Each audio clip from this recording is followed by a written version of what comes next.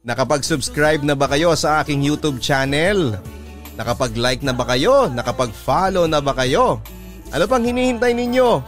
Support na! Para sa ating episode ngayong araw na ito. Ang taong malungkot at nangungulila ay madalas daw na nakagagawa ng kasalanan. Pero kailanman ay hindi natin dapat ginawang dahilan ng kalungkutan para magkasala o makapanakit tayo ng ibang tao. Palagi namang may maayos na paraan para magpaalam. Palaging may daan para itama ang mga mali na nasimulan ng gawin. Pero dapat pa nga bang pagbigyan ang tama kahit na hindi ka na masaya? O dapat na magpatuloy sa pagkakamali na nagbibigay sa atin ng tunay na kaligayahan? Dear Papa Dudut, minsan kahit gaano ka kasigurado sa tao na gusto mong makasama sa habang buhay, nagkakaroon pa rin ng malaking pagsubok at mapapatanong ka na lamang kung sino na ba talaga.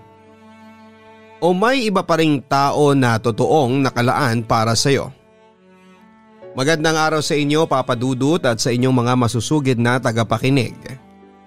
Tawagin niyo na lamang po ako sa pangalang Andrea, 29 years old at nagtatrabaho bilang office staff sa isang factory dito sa amin sa Malabon. Napasulat po ako sa inyo kahit na alam ko na marami ang hindi magugustuhan ang kwento ng buhay ko.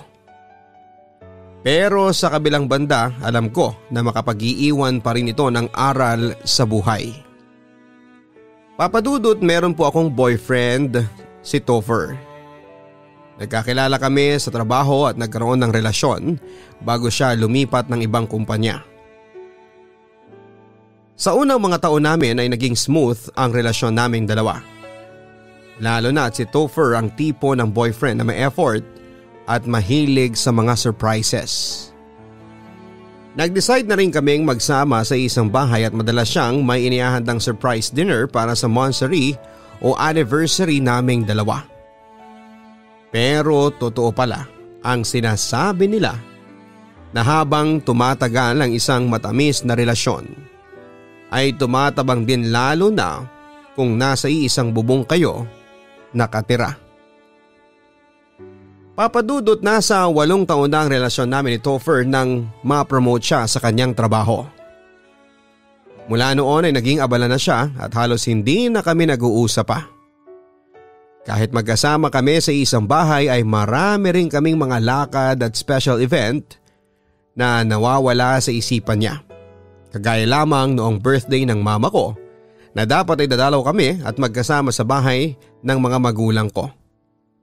Araw ng Sabado yon at dapat na walang pasok sa trabaho si Topher.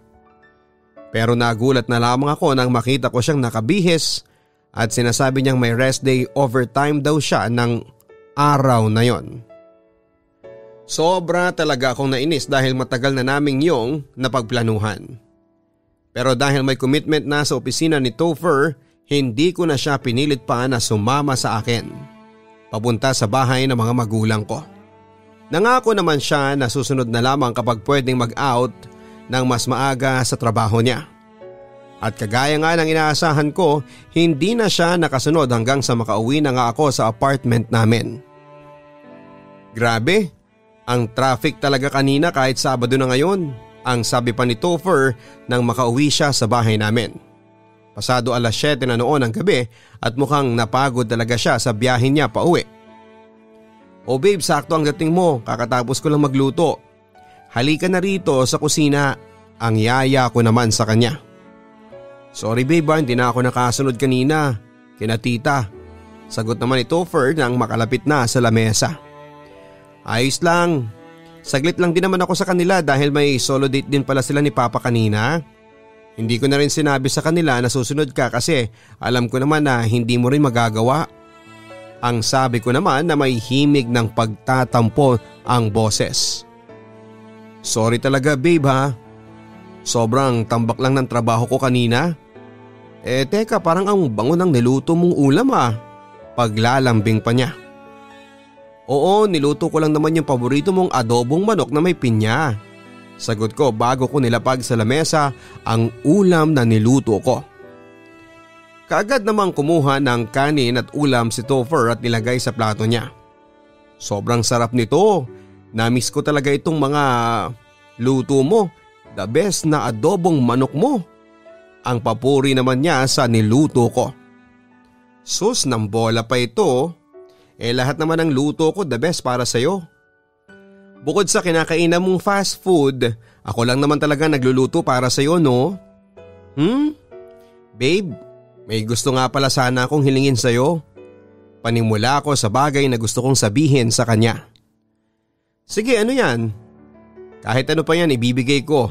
Kagad na sabi naman ni Topher habang may laman na pagkain ng bibig niya. Naalala mo yung pinuntahan nating beach resort noong 6th anniversary natin? Tanong ko. Oo, yung sa may Cebu yun, di ba? Balik tanong niya sa akin. Oo, yun nga. Naka 30% discount kasi sila next month eh. Baka pwedeng mag-file ka ng leave kahit 3 araw lang. Request ko naman sa kanya. 3 araw? Sambit kaagad ni Topher. Oo, pero ididikit naman natin sa off mo para 5 araw tayo doon kasama na yung biyahe natin. Ang sabi ko naman. Babe naman, sayang ang leave credits ko na pwedeng ma-convert sa cash kung gagamitin pa natin yon sa ganung kalayo na bakasyon. Saka gastos lang yun eh. Kaagad natanggi niya. Pero naka 30% discount naman sila tapos next month pa naman yun eh. Pwede pa tayong makakuha ng plane ticket na naka-promo. Pagpupumilit ko pa. Bakit di na lang tayong magbakasyon dyan sa malapit? Sa Bulacan, sa Laguna o kaya dito sa Malabon? Medyo irita na niyang tanong sa akin. Kailan ba tayo huling beses na nakalabas ng Luzon para magbakasyon? 2 years ago na yata eh. Inis na rin sabi ko.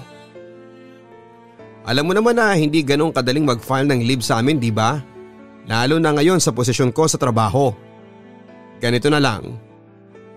Sabihin mo na lang kaagad kung kailan at saan mo gusto magbakasyon para hindi ako makapag-commit ng overtime sa opisina.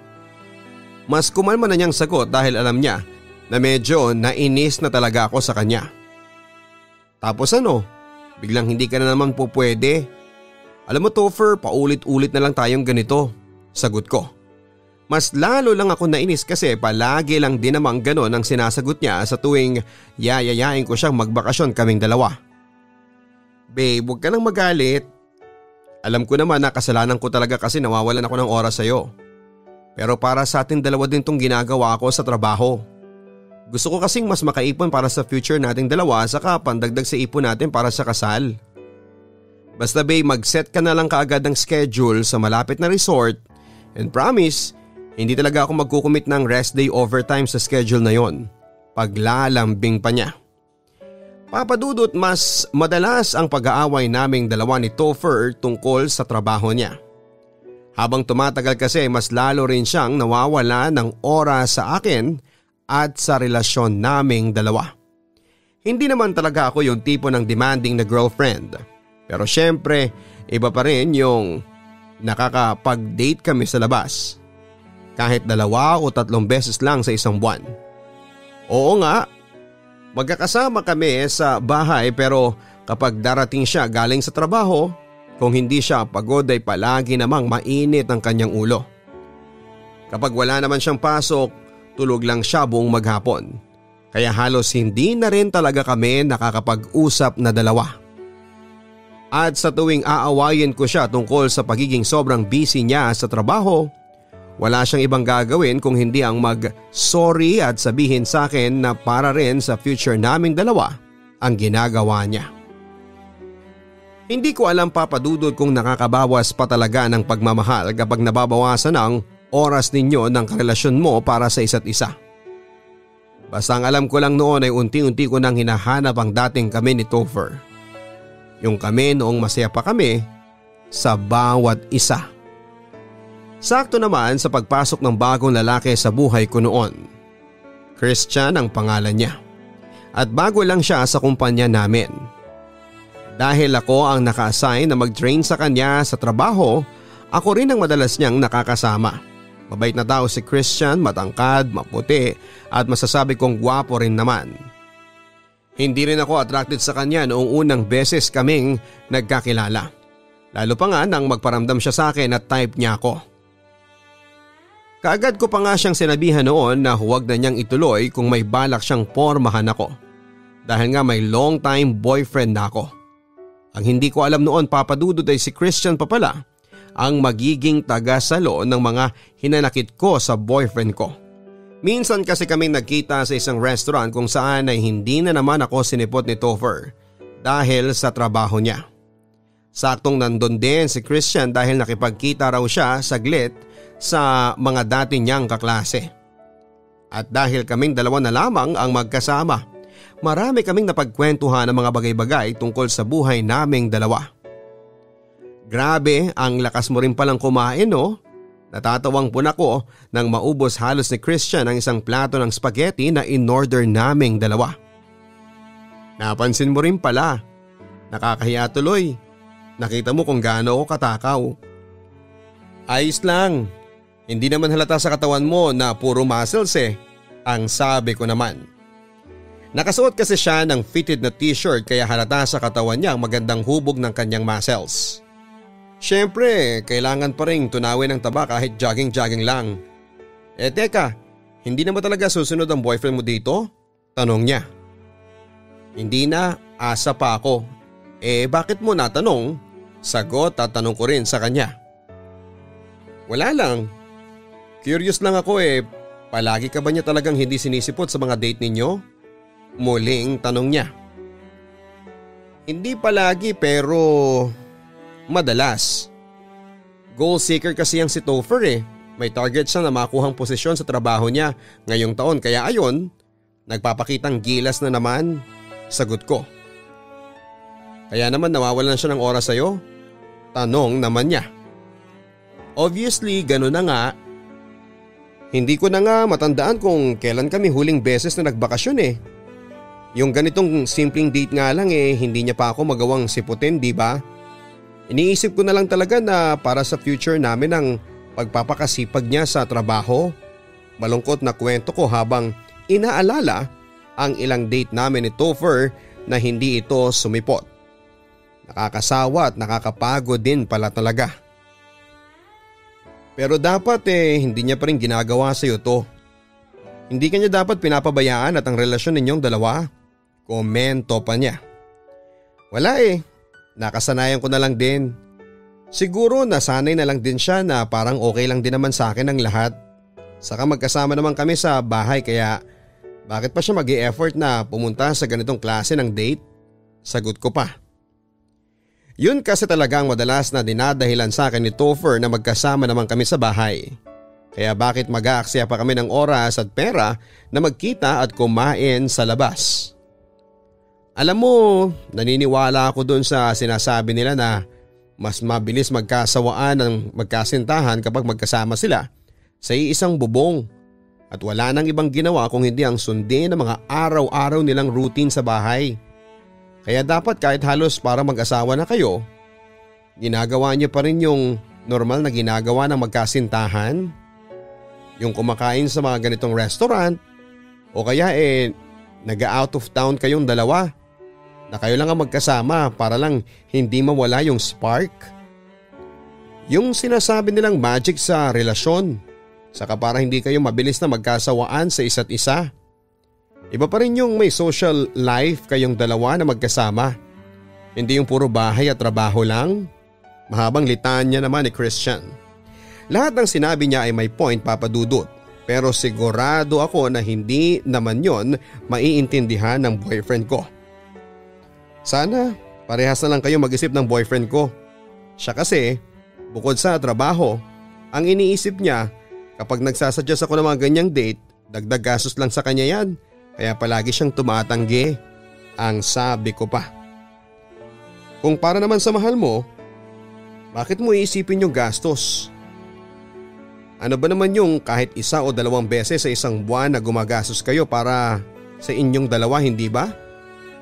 Ang sarap naman kaya sa pakiramdam na sabay ninyong ginagastos ng taong mahal mo ang perang pinaghihirapan ninyo. Sagot naman ni Christian. Yan din ang nasa isipan ko. Pero dati naman hindi kami ganito sweet yung boyfriend ko. Tsaka mahilig din siyang magaya ng out of town na bakasyon dati. Siguro kapag nagmamature na talagang isang tao medyo nagiging kuripot at workaholic na siya. Malungkot ko pang dagdag sa sinabi ko. Sa bagay may point ka dyan. Alam mo parang masarap pag-usapan ito habang may mainit na kape no? Nagkakape ka ba? Tanong niya sa akin. Oo naman, basta yung matapang para hindi kagad ako susukuan. Kaagad na sagot ko. Tamang-tama, pareho tayo ng gustong timpla ng kape. Ako rin kasi, hindi ako madaling sumuko. Ang sabi naman ni Christian. Ang dami mong alam ha. Halina nga, bayaran na natin tong kinain natin para makahanap tayo ng kapehan. Basta sagot mo ha kasi ikaw ang nagyaya. Natatawang sagot ko pa sa kanya. Papadudod sobrang opposite ng ugali ni Christian kay Topher. Kung ang boyfriend ko ay kuripot at palaging busy sa kanyang trabaho, si Christian naman ay happy-go-lucky lang at talaga namang sumasakit ang tiyan ko sa kakatawa kapag siya ang kasama ko at kausap. Ang totoo niyan ay hindi hamak din na mas gwapo si Christian kesa kay Topher. Hindi naman kasi talaga kagwapuhan ng boyfriend ko. Simple lang, moreno ang kulay ng balat, medyo chubby, bilugan ang mga mata, palapad ang ilong pero maganda ang mga ngipin. Samantalang si Christian ay papasa na model ng magazine dahil sa kinis ng kanyang balat. Magandang pangangatawan, singkit na mga mata at matangos pa ang kanyang ilong. Pero hindi naman talaga ang physical appearance ni Christian ang naging dahilan kung bakit naging attracted ako sa kanya, Papadudot. Siguro kasi ang binis ko lang talaga siyang nakasundo. Marami kaming bagay na pagkakatulad. Hindi lang sa timpla ng kape o pagiging morning person. Mahilig din siyang mag-out of town at medyo naiinggit pa nga ako nang makwento niya na halos lahat ng nalibot niya sa buong Pilipinas. Ang totoo kasi pangarap ko rin yon dati pa. Ang malibot ang Pilipinas at ang buong mundo na unti-unti nang nagagawa ni Christian kahit mag-isa lamang siya. Papadudot pagkalipas ng 2 buwan, hindi ko na nga napigilan ang sarili ko na mahulog ang loob ko kay Christian. Lalo na at mas madalas ko pa siyang nakakasama kesa sa boyfriend ko.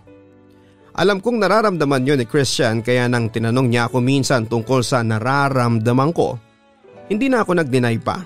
At doon ay nagkaroon na nga kami ng lihim at maling relasyon. Madalas kaming magkasama pagkatapos ng trabaho sa opisina.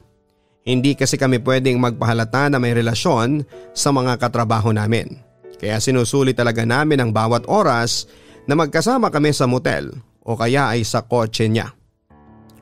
Opo, Papadudot. Sa tuwing nagkakasolo kaming dalawa ay palaging may nangyayari sa amin. Hindi naman po ako yung tipo ng babae na madaling makuha. Sadyang nakuha lang talaga ni Christian ang loob ko at madali ko siyang minahal. Sobrang dami kasi namin talaga ang pinagkakasunduan, ang dami na nga rin naming plano noon. Kasama na ang mag-out of town ng magkasama na matagal na naming hindi nagagawa ni Topher. Ang sabi ko noon kay Christian ay gusto ko lang ibuhos ang pagmamahal na hindi ko magawa o makuha mula kay Topher. Ramdam ko naman na mahal din ako ni Christian at hindi lang init ng katawan ang ibinibigay niya sa akin. Palagi niyang sinasabi kasi noon na kahit pangalawa lang siya sa buhay ko, sana sa huli ay siya ang piliin ko na makasama. Masaya naman talaga ako kay Christian. Hindi ko palang mahiwalayan si Topher dahil labis pa ang panghihinayang ko sa tagal ng naging relasyon naming dalawa. Kaya lang, Papadudot, ay wala pala talagang maduming lihim ang hindi mabubunyag. Dahil pagkalipas ng halos 3 masasayang buwan ng relasyon namin ni Christian, nalaman ni Topher ang lahat ng minsang umuwi siya ng maaga sa apartment namin at nakita niya ang paghatid sa akin ni Christian at paghalik ko sa labi nito bago ako bumaba ng kotse. Kaya naman galit talaga ang sanalubong niya sa akin ng gabi na yon sa loob ng apartment. Kailan pa, Andrea? Kailan mo pa ako niloloko? Ginawa ko naman ang lahat para hindi masira ang relasyon na ito, hindi ba? Kaya paano mo ko nagawang lokohin? Naiiyak sa galit na tanong niya. Hindi ko naman sinasadya, Topher. Ayoko naman talagang saktan ka, kaya lang hindi ko na naituloy pa ang gusto kong sabihin dahil sa biglang pagsigaw ni Topher. Kaya lang sabihin mo nga sa akin, ano bang meron siya na wala ako at nagawa mo ito? Kotse ba? Pera? Mas nabibilit na ibibigay niya ba sa iyo ang lahat ng gusto mo? Muling tanong niya sa akin. Hindi ko naman kailangan ng lahat ng yun. Kaya kong mabuhay dahil may sarili akong trabaho at pera. Pasigaw na ring sagot ko sa kanya. Pero bakit nga? Saan ba ako nagkulang? Binigay ko naman ang lahat, hindi ba? Ginawa ko ang lahat para hindi masira ang relasyon nating dalawa. Muling tanong niya. Ramdam ko ang galit at sakit na nararamdaman niya ng mga oras na yon, Papa Dudut. Yun ang akala mo.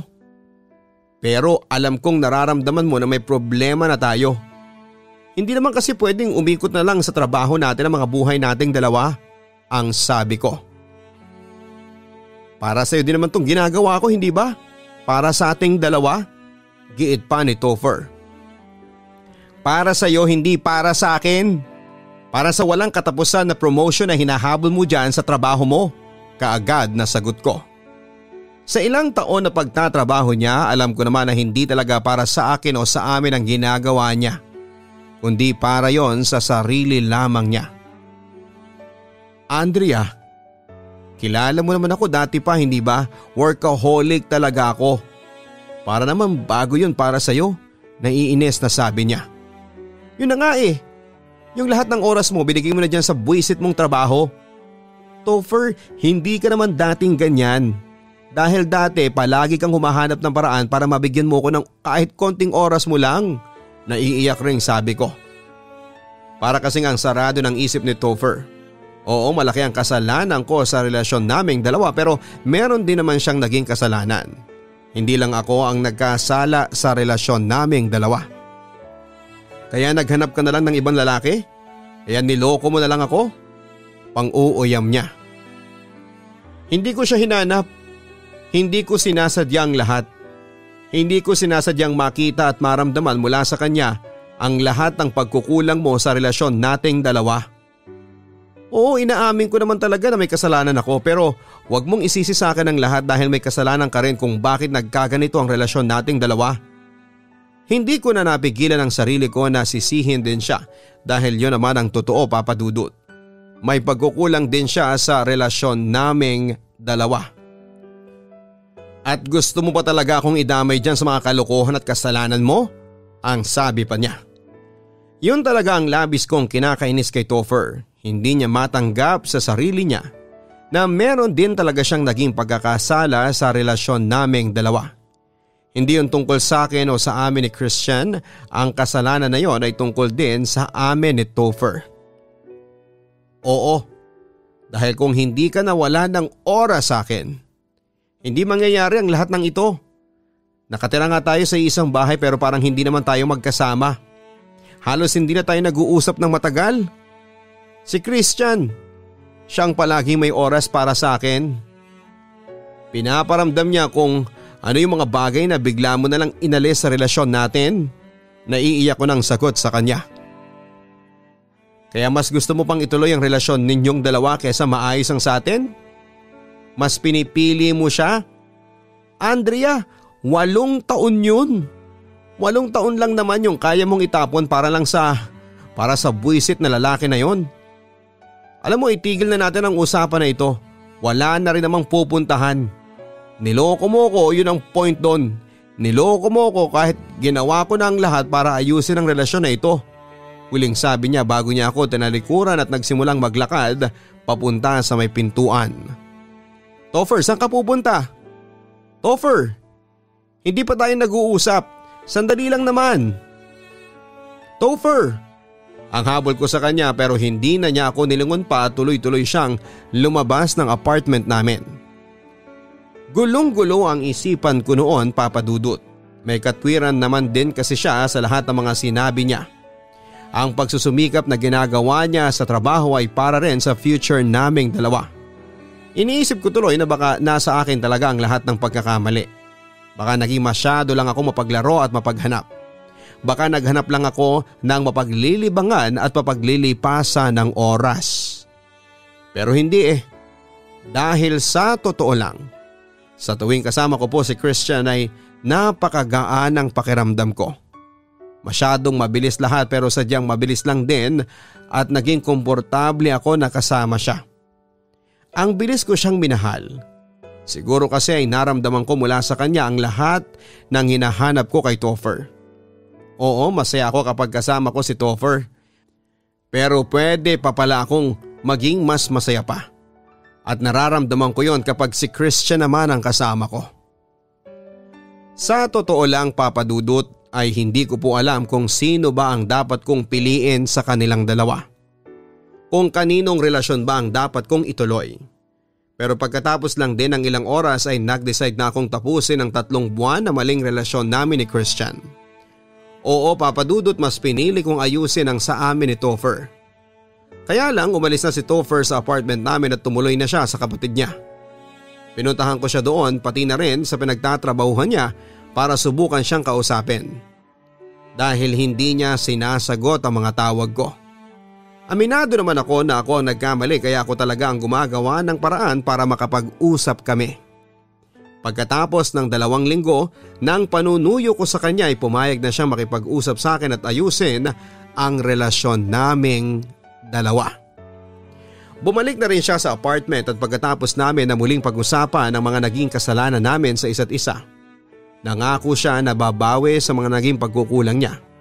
At nangako naman ako na kahit kailan ay hindi ko nakakausapin pa si Christian. Kaya naman palagi ko siyang iniiwasan mapaloob o labas man ang opisina namin. Andrea, sandali, paghabol sa akin ni Christian. Naglalakad na ako noon sa may labas ng opisina at nagbibingi-bingihan sa pagtawag niya sa akin. Pero porsigido si Christian na habulin ako kahit mas binilisan ko pa ang paglalakad ko. Andrea, sandali, mag-usap naman tayo. Muling sabi pa ni Christian kasunod ang paghawak niya sa braso ko na kaagad kong binawi. Pwede ba? Huwag mo nga akong hawakan. Pagbulyaw ko sa kanya. Sorry, gusto ko lang naman na makausap ka, ang sabi niya sa akin. Wala na nga tayong dapat pag-usapan. Sinabi ko na sa iyo hindi ba? Tapos na. Tapos na tayong dalawa. Halos pasigaw na sagot ko sa kanya. Pero pumayag na ba ako? Kaagad na sabi niya. Kailangan pa ba yon? Tanong ko naman sa kanya.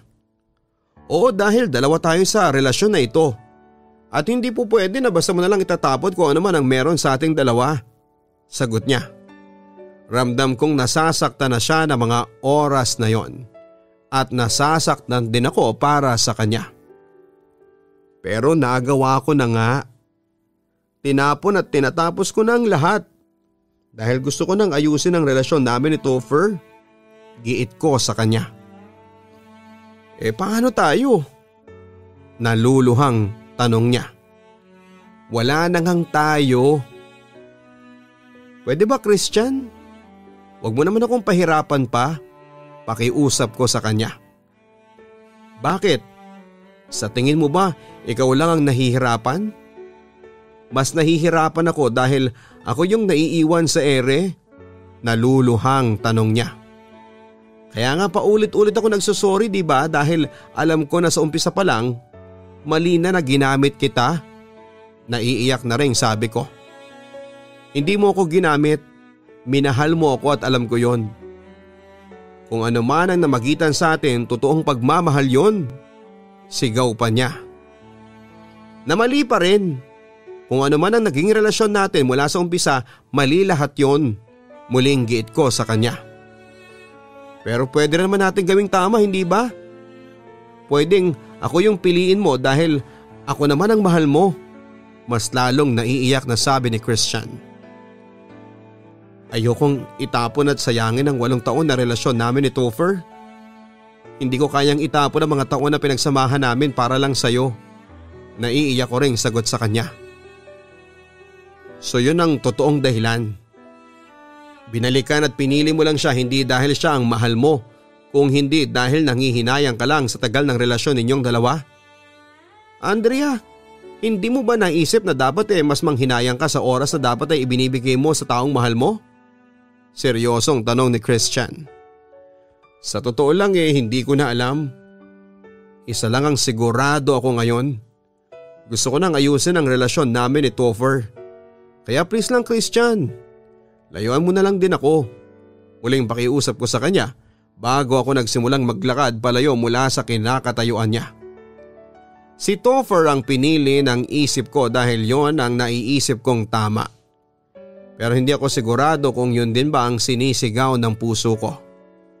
Basta ang gusto ko lang talagang gawin noon ay itama ang lahat ng pagkakamali ko kahit parang hindi sumasang-ayon ang puso ko. Pero ang hirap pala talagang gawin ang mga bagay kapag isip mo lang ang nagdidesisyon. Dahil sa huli ay marirealize mo na nagkamali ka ng naging desisyon. Naging maayos naman ang umpisa ng pagbabalikan namin ni Topher, Papa Dudut.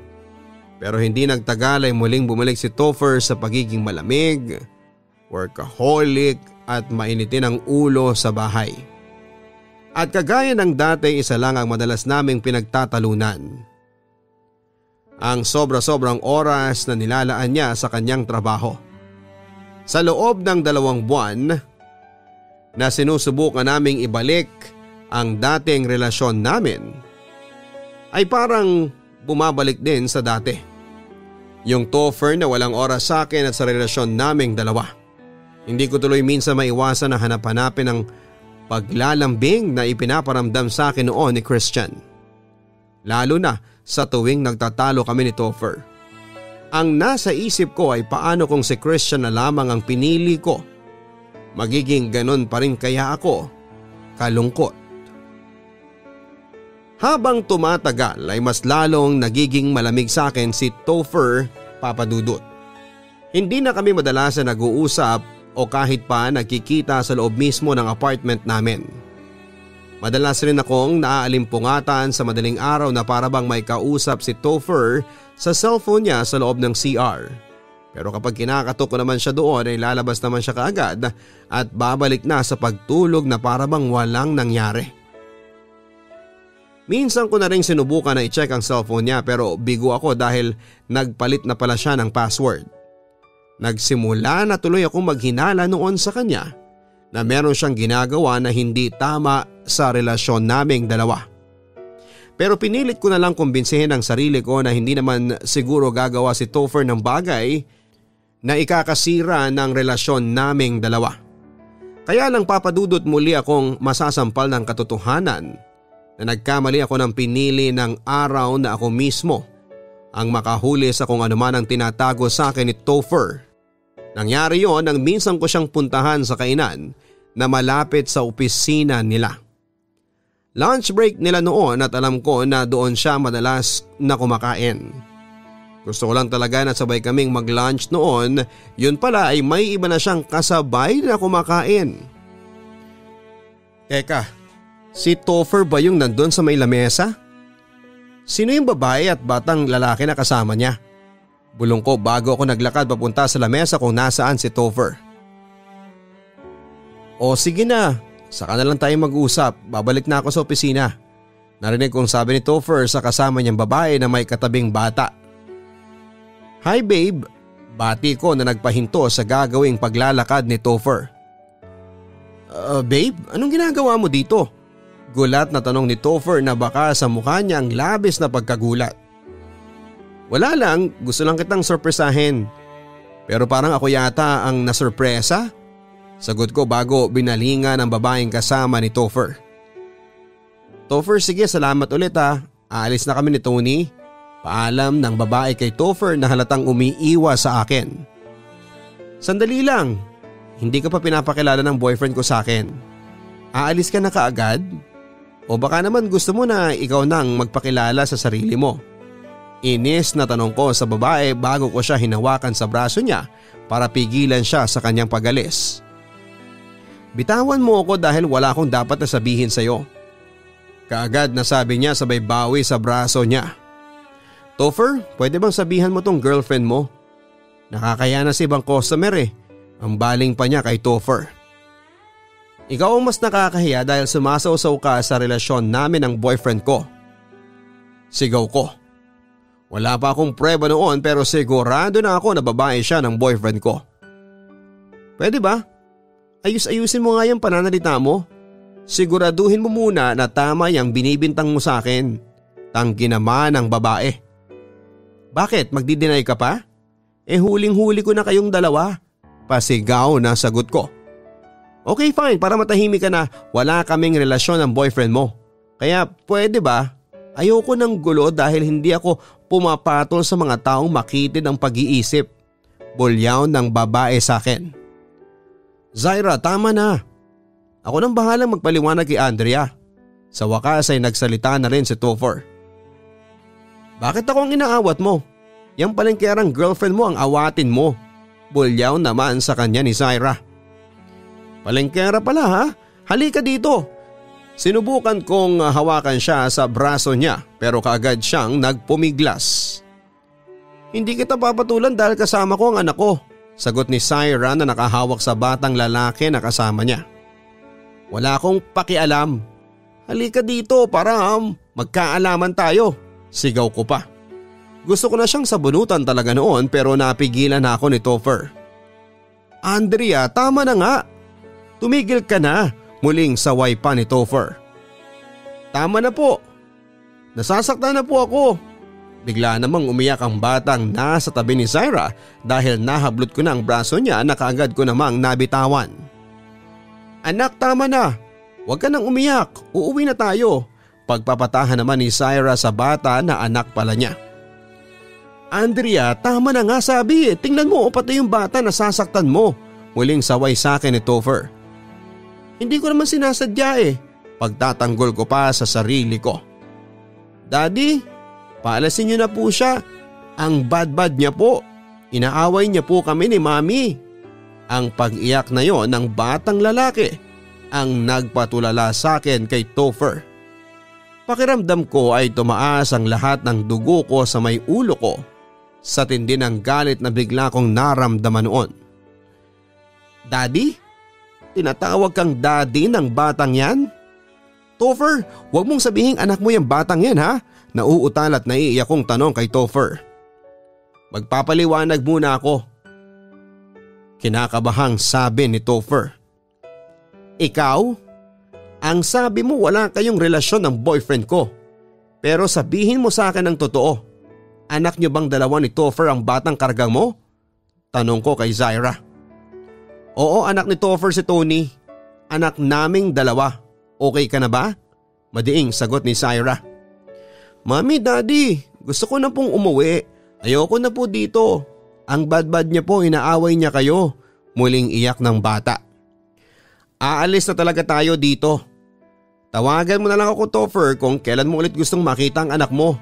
Paalam ni Zaira kay Topher bago ito naglakad palabas ng restaurant at hindi ko na ulit sila pinigilan pa.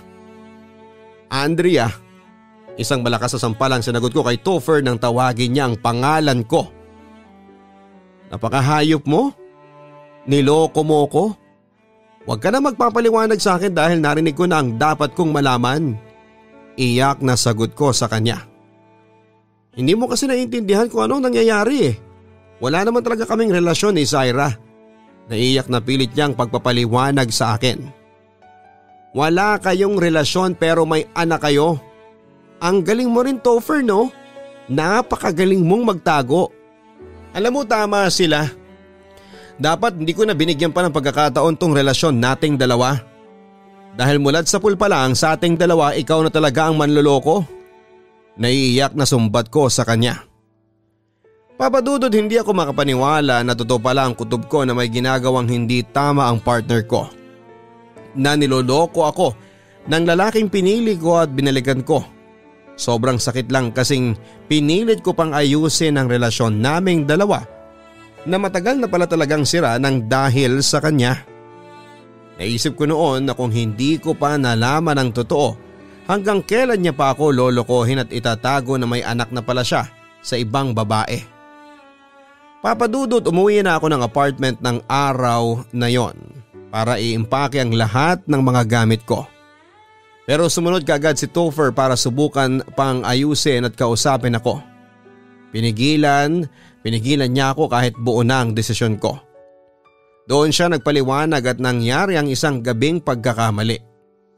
6 na taon na raw ang nakakaraan. Umuwi raw ako ng probinsya na saktong may mabigat siyang pinagdadaanan dahil hindi niya nakuha ang promotion na gusto niya. Naglasing daw siya sa isang resto bar at doon niya nagawa ang isang gabing pagkakamali na hindi niya akalaing magbubunga pala. Yun din daw ang dahilan kung bakit sobrang kanyang ginagawang effort sa pagtatrabaho para matustusan ang pangangailangan ng bata nang hindi nababawasan ang ipon naming dalawa. Gusto ko talagang paniwalaan ang paliwanag niyang yon at tanggapin ang paghingi niya ng tawad.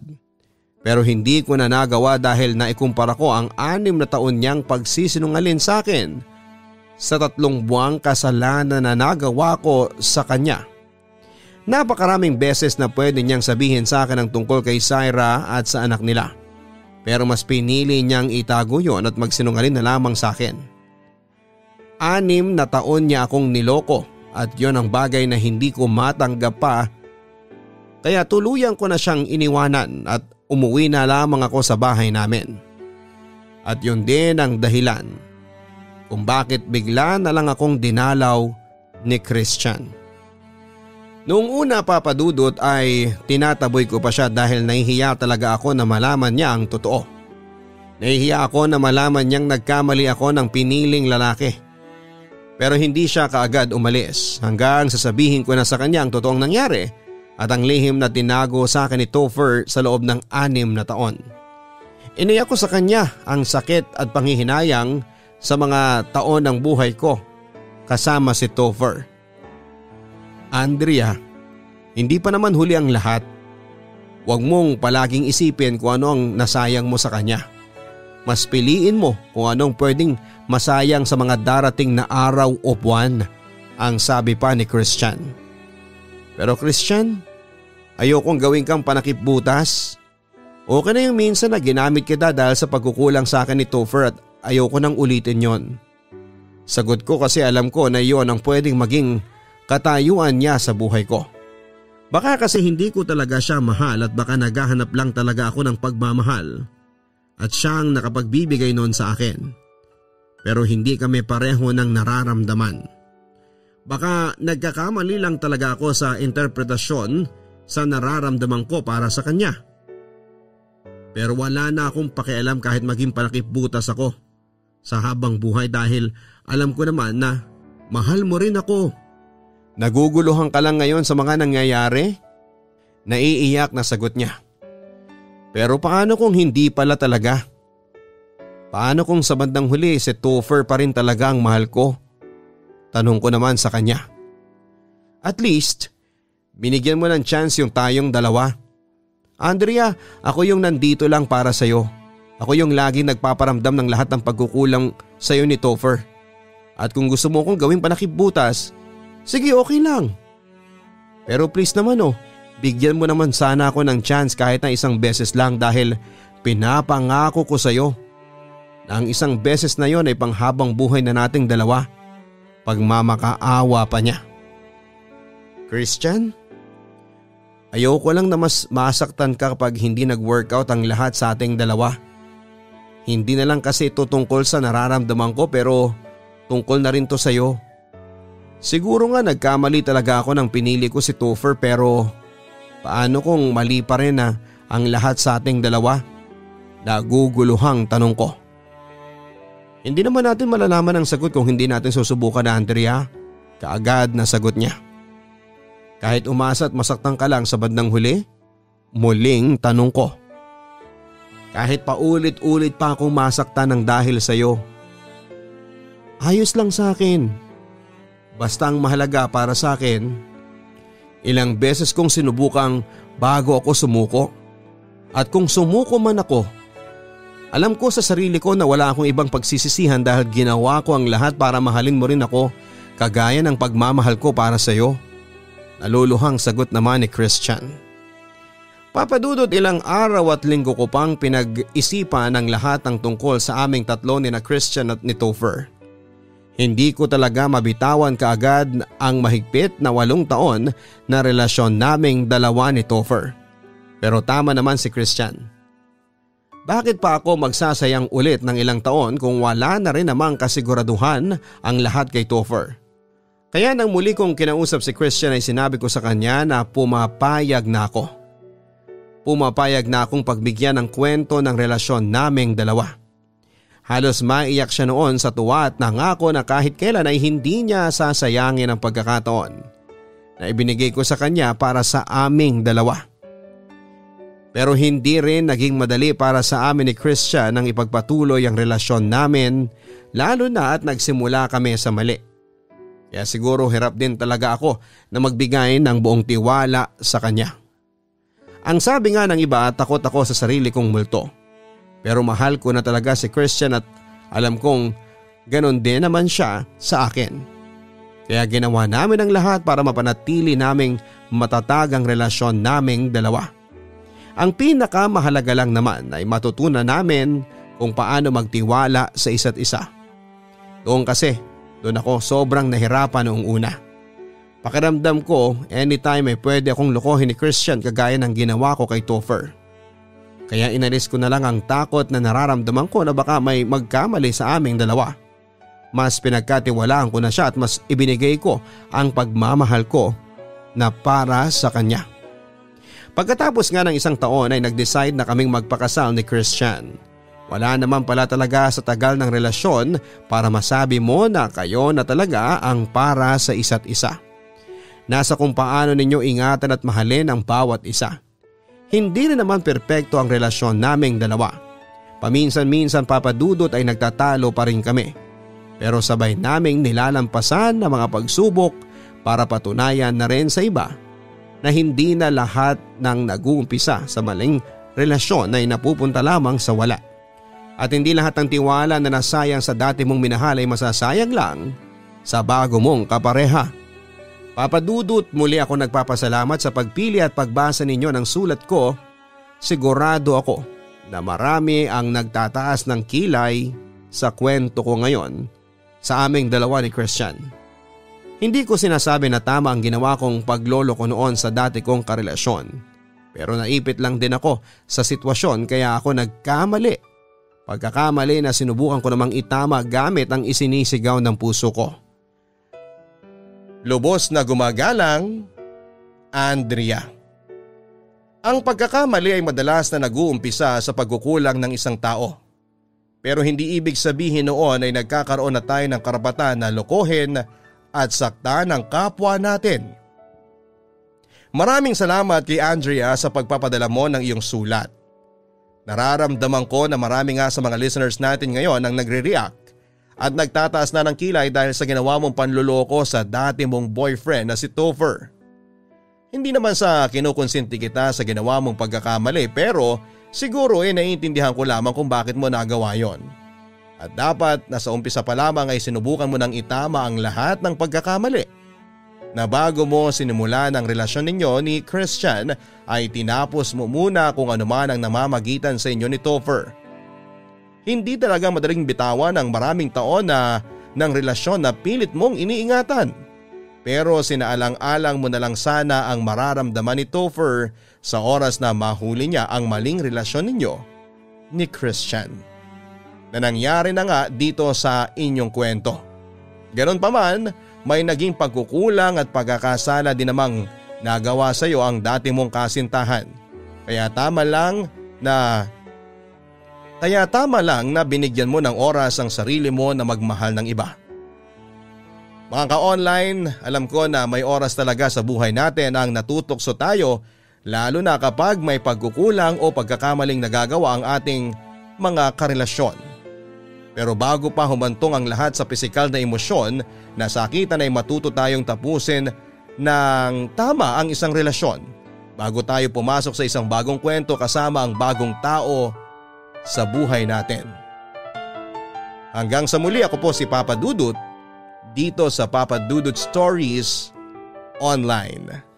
Ang buhay ay mahiwaga, laging may lungkot at saya. Sa Papa Dudut Stories, laging may karamay ka.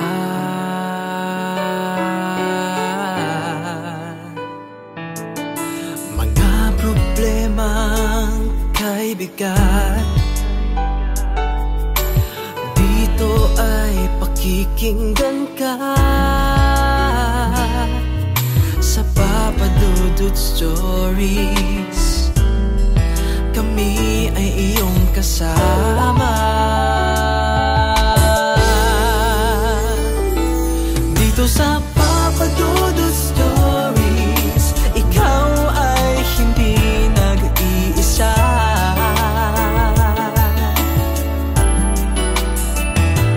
Dito sa Papa Dudut Stories, may nagmamahal sa'yo.